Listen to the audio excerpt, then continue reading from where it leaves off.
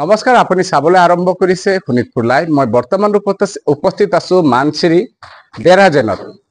Model একাডেমীৰ পৰা এজনী ছাত্ৰীয়ে 94%ৰে গৌৰৱ কঢ়িয়াই আনিছে বেৰাজেন অঞ্চলৰ বাবে। তেওঁৰ লগত আমি কথা পাতিবলৈ চেষ্টা কৰিম। লগতে শোণিতপুৰ ফাইলৰ পৰা তেওঁক আমি সম্বৰ্ধনা জনাইছো।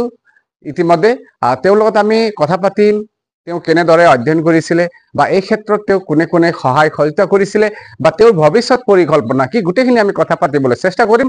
আপুনি চাই থাকক শোণিতপুৰ লাইভ। তোমাক স্বাগতম জনাইছো শোণিতপুৰ লাইভত। নমস্কাৰ, মোৰ নাম খুশী মহত। মই মডেল একাডেমী খনামুখৰ পৰা HSLC 2025 বছৰৰ HSLC 94% পাবলৈ সক্ষম হৈছো। এই ক্ষেত্ৰত তুমি কোনে কোনে তোমাক সহায় কৰিছিলে বা তুমি এতিয়া কি কৰিম বুলি ভাবিছা? মোক প্ৰথমতে মোৰ মা দেউতাক মই বিশেষ সহায় কৰিছিল বুলি মই ভাবো। সৰু অৱস্থাৰ পৰাই মোৰ মাকে মোক ABCDৰ পৰা আৰম্ভ কৰি বহুত এনে ছ'চিয়েল নলেজ আৰু মেনাৰ্ছ আৰু এইবিলাক মোৰ মায়ে মোক শিকাইছিল। আৰু দ্বিতীয়তে মই মোৰ শিক্ষাগুৰুসকলক মোৰ স্কুলৰ ছাৰ বাইদেউহঁতক মই ধন্যবাদ দিবলৈ বিচাৰো। তেওঁলোকৰ বিশেষ অৱদান আছে মই এই ৰিজাল্ট আনিবলৈ সক্ষম হোৱাত। তেওঁলোকে নিজৰ 1000% দিছিল বুলি মই ভাবো।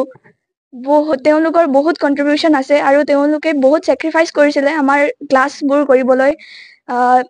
আৰু মোৰ টিচাৰ্ছ বুলি কওঁতে মোৰ স্কুলৰে মাত্ৰ টিচাৰ্ছ নহয়, বাকী টিচাৰ্ছবোৰেও মোক বহুত সহায় সহযোগিতা কৰি এই ৰিজাল্টটো মই নাম ল'ব বিচাৰো। মোৰ খুৰা ৰূপম খুৰাৰ, তেওঁ ইয়াতে আছে বাৰু। আৰু মোক বিকাশ ছাৰ বুলি এজন আছিলে, তেওঁ মোক অংকত বহুত বেছি সহায় কৰিছিলে। আৰু অৰুণ ছাৰ ইয়াতে মোক গ্ৰামাৰৰ বহুত সহায় কৰিছিলে। এই ক'ব বিচাৰো। হয়, আপোনাৰ পুত্ৰীয়ে যেনেদৰে সফলতা অৰ্জন কৰিছে এই ক্ষেত্ৰত আপুনি কি ক'ব? নমস্কাৰ, মই খুশী মহতৰ মানুহ। তাই নিজৰ বিশেষ হেৰি আছে, তাই বহুত কষ্ট কৰে।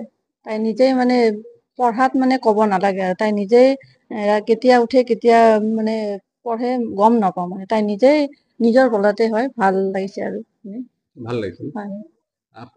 এই ফলাফল আহিছিল সিদ্ধান্তৰ ফলাফলৰ পাছত আপোনালোকৰ দল সংগঠনৰ বিভিন্ন সকলোৱে সম্বৰ্ধনাও জনাইছে, শুভেচ্ছাও জনাইছে, নহয় জানো? জনাইছে। ধন্যবাদ জনাইছো আপোনাক। ইয়াৰ ওচৰতে আমাৰ ওচৰত আৰু এজন দাদা আছে, তেওঁৰ লগত আমি কথা পাতিবলৈ চেষ্টা কৰিম।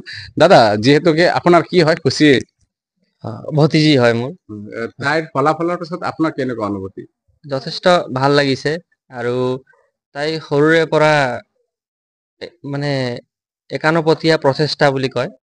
তাই পঢ়া বিষয়টোক লৈ যথেষ্ট গুৰুত্ব দিয়ে আৰু যিকোনো বিষয়বস্তু খৰচি মাৰি বুজাৰ কাৰণে তাই চেষ্টা কৰে। তাই মুখস্থ বিদ্যাৰ ওপৰত নিৰ্ভৰ নকৰে।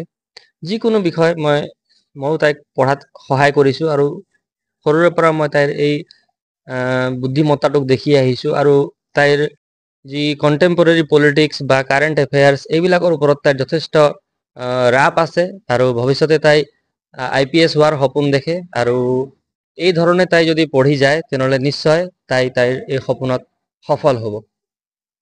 ধন্যবাদ জনাইছো। ইমান সময় আপুনি চাই আছিলে শোণিতপুৰ লাইভ। আমি উপস্থিত আছিলো মানচিৰি বেৰাজেনত। এজনী গোৰ্খা সম্প্ৰদায়ৰ ছোৱালীয়ে ভাল মাৰ্কত মডেল একাডেমীৰ পৰা তেওঁ মাৰ্ক লৈ উত্তীৰ্ণ হৈছিলে। তেওঁকো আমি শুভেচ্ছা জনাইছো। ইমান সময় ভিডিঅ' চাই থকাৰ কাৰণে শোণিতপুৰ লাইভসমূহ দৰ্শকক ধন্যবাদ জনাইছো। জয় গোৰ্খা, জয় আইখন।